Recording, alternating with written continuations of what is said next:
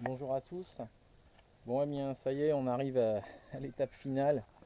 Je viens de double encoller toutes ces pièces qui se remettent sur le boudin, enfin une partie déjà, les poignées, les logos à l'arrière. Mon pote là, avec qui je bricole les bateaux, il m'a fait un beau cadeau, deux roues de mise à l'eau, dont j'ai changé les roulements qu'on avait bien besoin. Ça va me permettre de déplacer le bateau plus facilement. Allez, on va coller.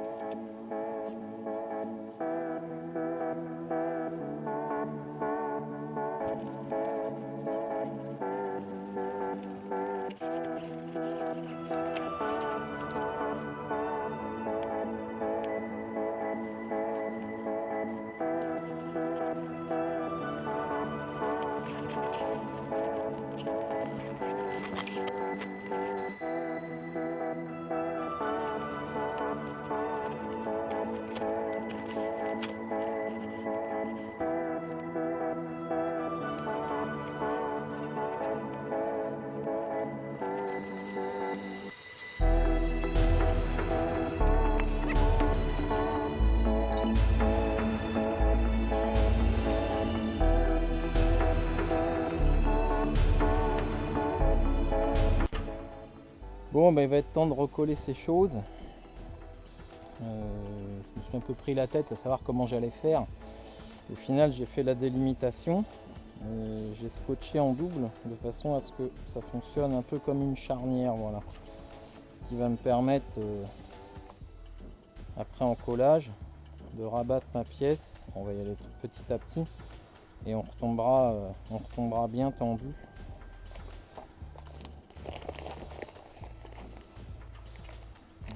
Un petit cache là.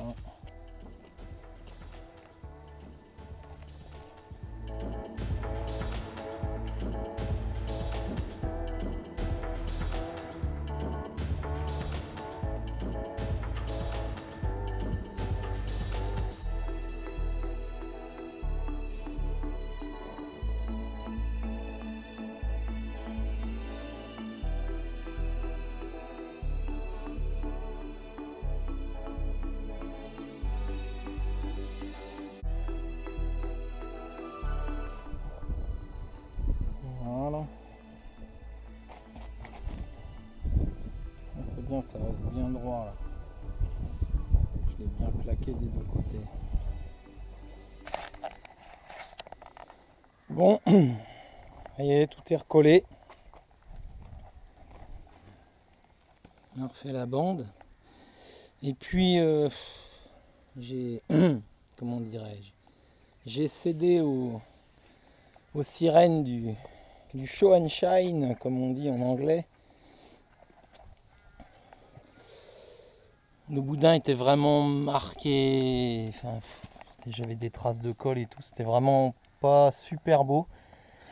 Et du coup, je me suis décidé à tenter l'expérience de la peinture pneumatique Soromap. Et en fait, c'est assez hallucinant.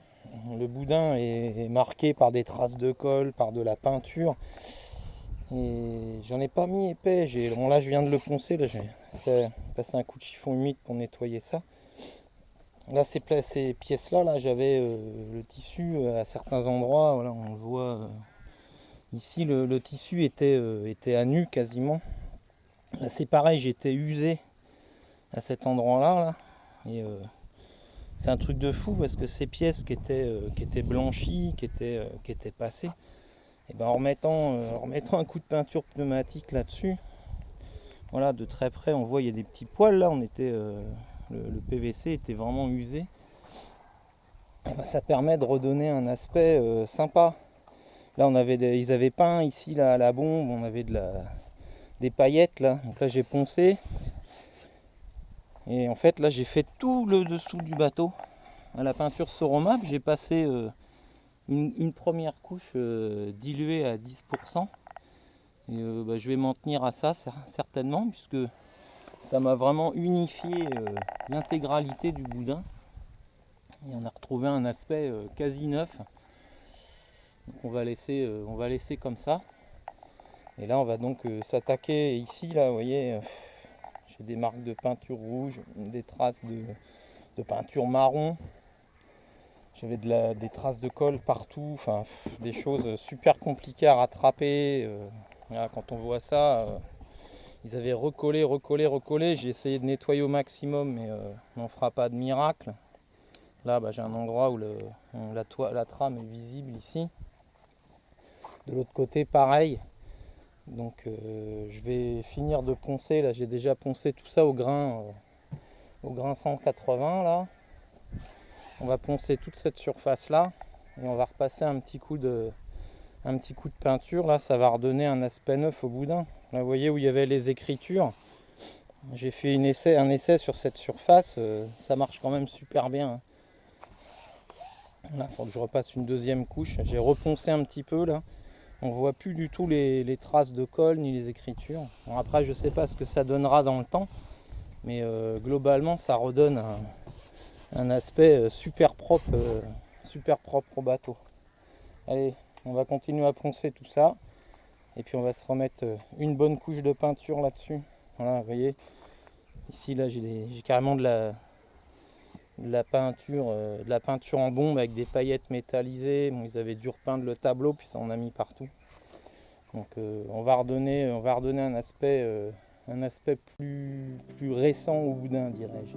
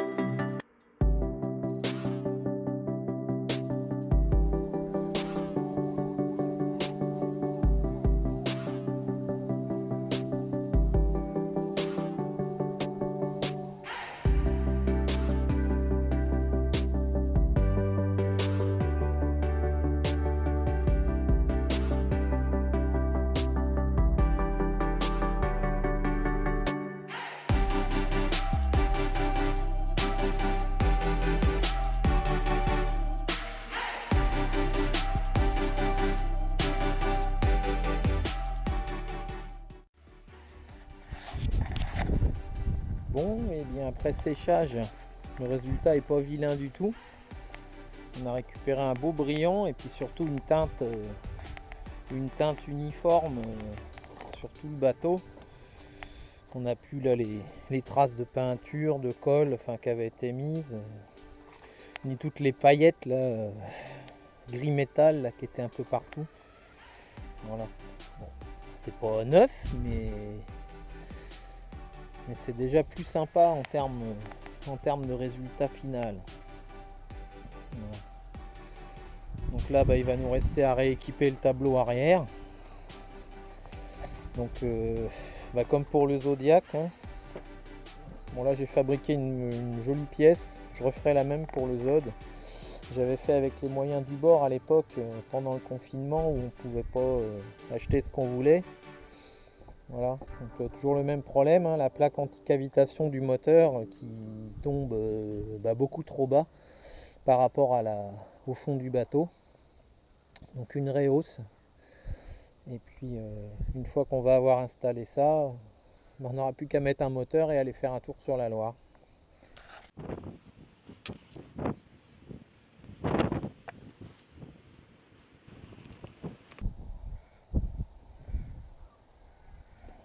Voilà.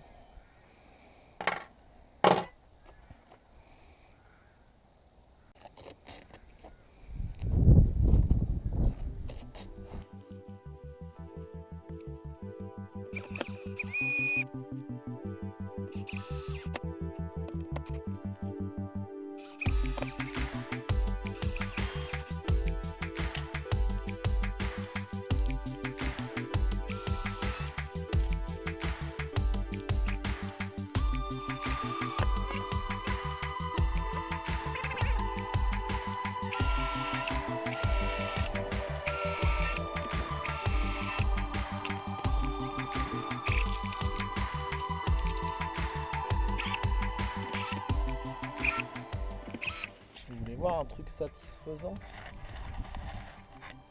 Les 4 dernières vis à monter sur ce bateau.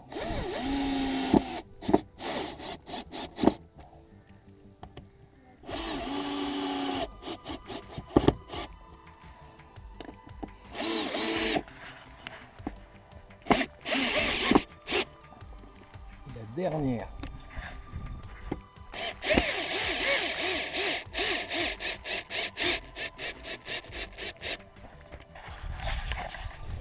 Ben voilà, le bateau est officiellement terminé. Il n'y a plus qu'à aller l'essayer. Ouais, franchement, une bonne centaine d'heures de boulot. Et là, ça y est, c'est fini, on touche plus à rien.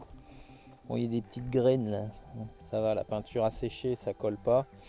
Il y a du vent. Impeccable. Voilà. Et ben, ouais, il va faire beau dans la semaine là. On va essayer d'aller faire juste un petit tour pour les traîner.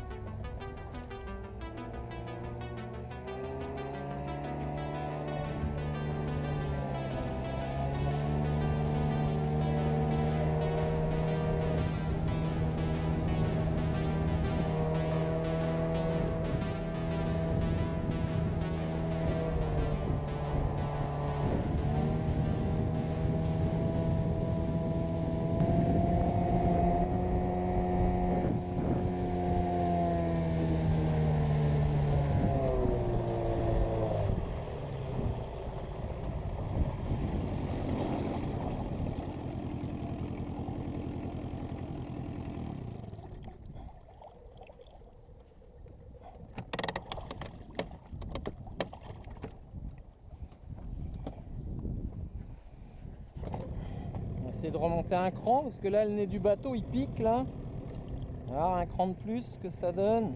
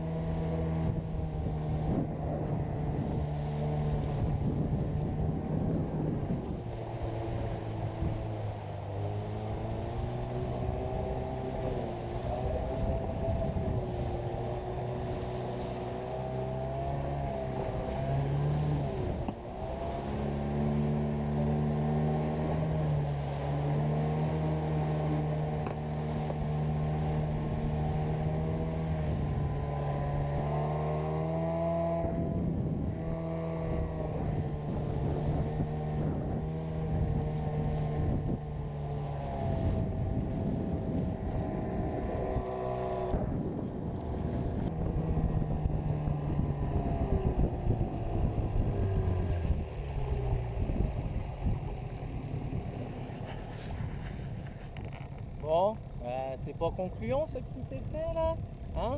Impeccable. C'est validé. Ah, j'en pouvais plus là, il fallait que j'essaye.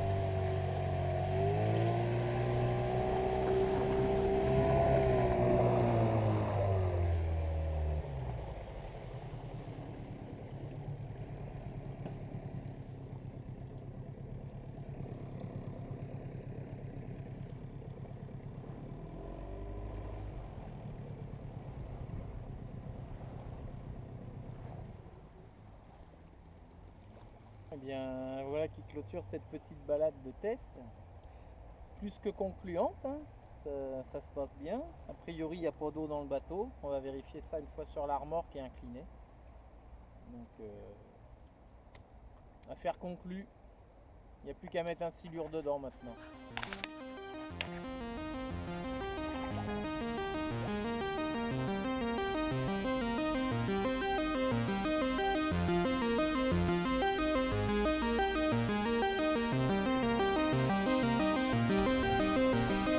Alors, la question qui va fâcher ou pas? Il n'y a pas d'eau. Impec.